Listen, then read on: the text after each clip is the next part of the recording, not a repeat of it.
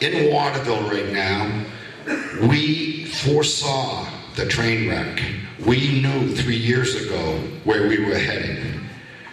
This year, from starting now until June, state revenue sharing will be dropped by $800,000. Many communities are going to be in deep, deep trouble. Not saying that we're looking forward to make up $800,000, but I will tell you this, we knew it was coming. We don't have to go lay off a bunch of people. We don't have to borrow money. We have foresaw, we planned ahead, and we're ready for it. Now, is it going to cost? Sure, it's going to cost. But nobody's going to lose their jobs, and we're going to get through this. And this is what the state should have been planning on 5, 6, 7, 8 years ago. And they haven't. In 2002, when Governor Baldacci took over, the all-in cost for a state employee, the average cost per employee for the state was $52,000. Today, $73,000. 8 years later, automatic increases every year when you're in a deficit situation. Every year that he has been a governor, we've had a deficit budget. They just shift it from one year to the next, and it gets worse and worse and worse. We need to go on a fiscal diet. We need to stop spending so much. We don't have the money.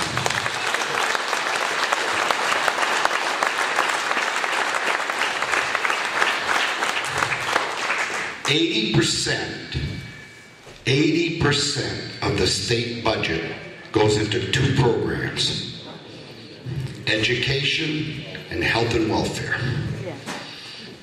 Now let me tell you, education, right now, K through 12, we are the 5th highest spending state in the country. 5th. Results, we are next to last. Next to last. The only school system that is worse on results than the state of Maine is the District of Columbia. And guess who lives in the District of Columbia? Right? They're not helping us. No Child Left Behind left all the children behind. It was a failure. It may work in large inner cities, but it was bad for Maine. So what do we have to do? We have to bring competition to our schools. We have to have voucher systems, and we have to have charter schools. Charter schools will force the public school system to get into the 21st century. And we need to tell the large union bosses, not our teachers, not the teachers. The teachers are as big a victims as the children, because they are told how to teach, what to teach, when to teach it. And then we turn around and we rob our children of classroom time. We tell our children, you are going to take 2 or 3 weeks and we're going to study how to take a national assessment exam. Every child. Why? Why don't we teach them life skills every day?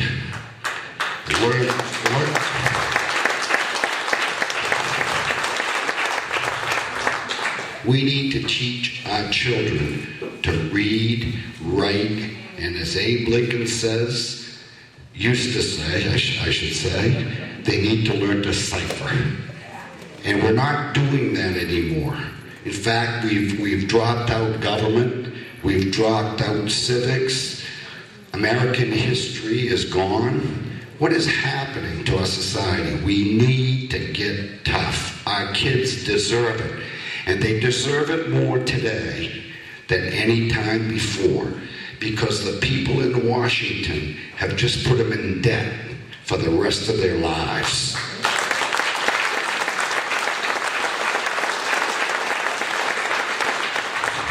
We need to stop it. The next program, health and welfare. Now, I would tell you, health and welfare is necessary, and I'll be the first one to tell you that a person needs a helping hand, we have to be there. But I don't believe in handouts. And what we've turned into is a state that we've opened the doors for everybody to come in, and the day they come in, we'll take care of them. I don't agree with that.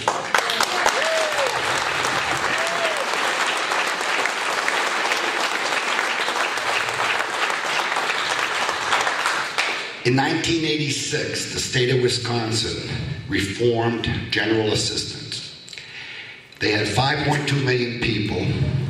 They had 324,000 people on welfare.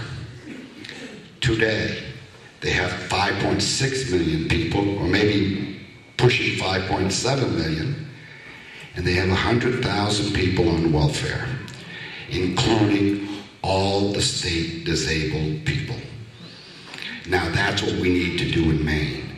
We today have over 20% of the people who live in Maine are on welfare. I will give you a little story. I have what I call a poster child who works for Martin's. She's a young woman, divorced, 2 children. She makes $12.50 an hour. However, she only works 25 hours. Why? Because she works 26 hours, she loses her food stamps, rent assistance, child care assistance, Maine care. She's on her own. That's the problem. That is the problem. The problem isn't that we shouldn't help. The problem is that we should instill in our people, in our children, to be self-reliant, to work. And as they work harder, they keep more of their money. Just like each and every one of us who works every day. We're overtaxed. Government's too big, taking too much of our money. It's time to tell them to stop.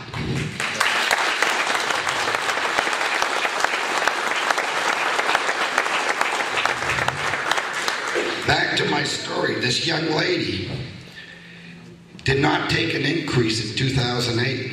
We were going to give her 50 cents, but she couldn't take it. 2009, she couldn't take it. She called her ex-husband, who was paying her $130 a week for the children, dropped it to $100 because she was afraid she was making too much money. What I want to do, and my proposal is going to be very simple. In order to get general assistance, we're going to institute a residency requirement.